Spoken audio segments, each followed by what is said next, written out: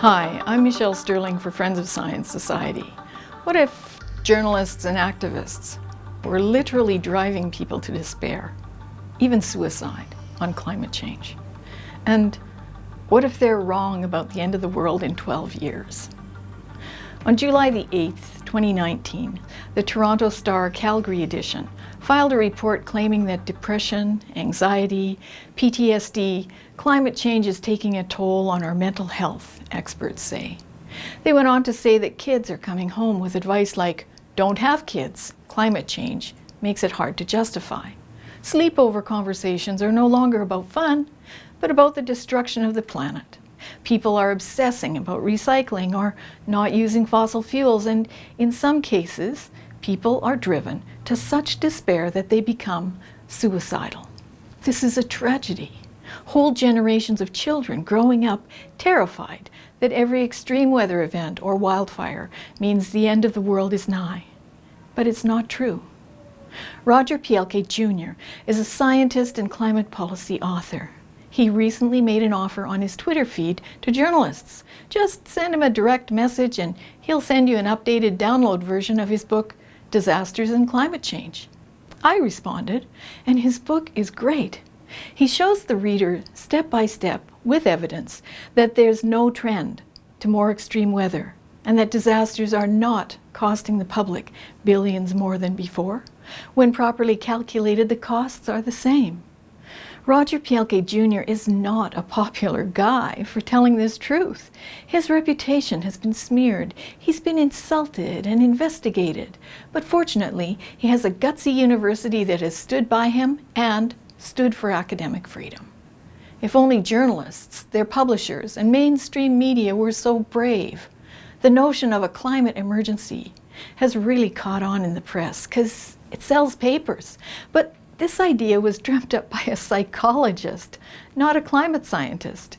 Her words, "Our house is on fire," have been parroted by Greta Thunberg and millions of Greta's followers. Can you imagine that?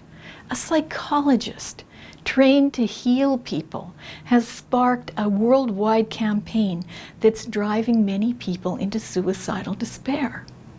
Now that's where you'd think journalists could make a difference, by exposing this and calming public fears with some balanced commentary and insights from people like Plk Jr., Dr. Judith Curry, Professor Ross McKittrick, and others.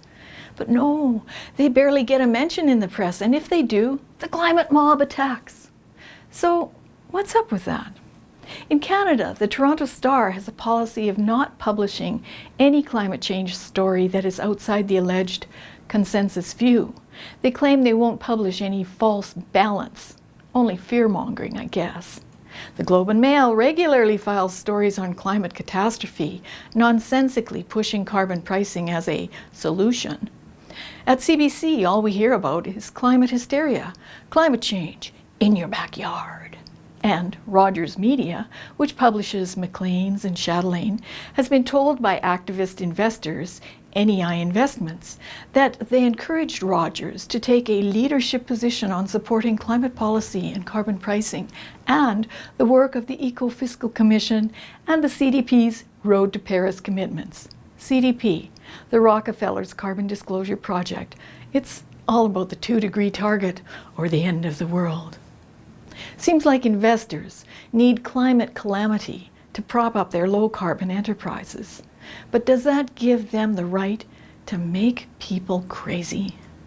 This unbalanced, biased, irresponsible reporting is literally making people sick, driving them to desperate acts.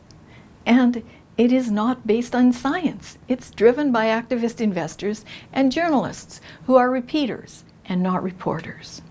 Well, it's no surprise we don't see headline news that about 100 Italian scientists just issued a statement to their government that human-caused global warming is not supported by the evidence. They said it is scientifically unrealistic to attribute to humans the responsibility for warming observed from the past century to today. The advanced alarmist forecasts are not credible, since they're based on models, computer simulations, whose results contradict the experimental data. The Italian scientists also said In conclusion, given the crucial importance that fossil fuels have for the energy supply of humanity, we suggest that the government do not adhere to policies of uncritical reduction of the emission of carbon dioxide into the atmosphere with the illusory pretense of governing the climate. So, if you're sick and tired of being scared by climate fear-mongering journalists every day, contact your local media and call them out on it. You might save a life, or at least our societal sanity. For Friends of Science Society, I'm Michelle Sterling.